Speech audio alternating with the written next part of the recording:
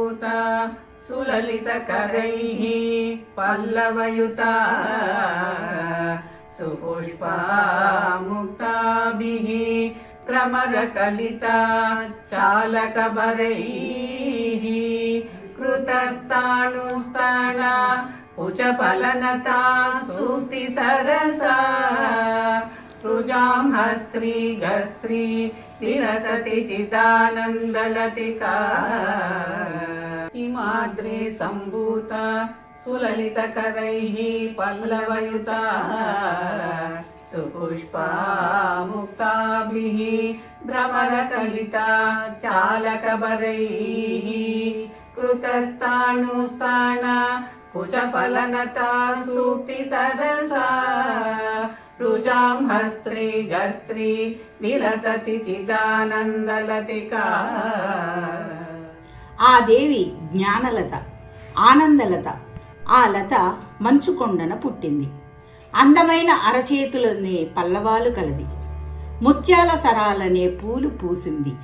నల్లని తుమ్మెదవలే ముంగురులతో ముచ్చట గొలుపుతూ ఉండేది. స్థానువునే ఆశ్రయించింది. ఇక్కడ స్థానం అంటే శివుడు అన్నమాట. ఆధారం చేసుకుంది. స్తన ఫల భారంతో వంగినటువంటిది. సరసవాక్కుల తేనెలొలికించినట్టి ఆ లత సర్వరోగ నివారిణి, కలుషహారిణి, జ్ఞానానంద లతిక, శివమనోవల్లరి. సపన్నా మాకీనాం కతిపయ గణై సాదరమిహ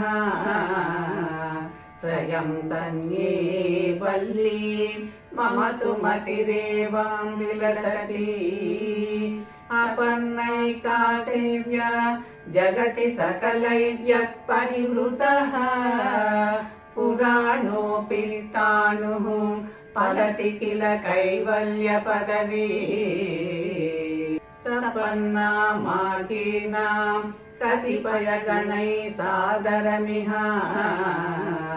స్వయం తన్యే వల్లీ మమ తు మతిరేవాం విలసతి అపన్నైకా సేవ్య జగతి సకలైర్యత్ పరివృతః పురాణోపి స్థాణుః ఫలతి కిల కైవల్య పదవీ.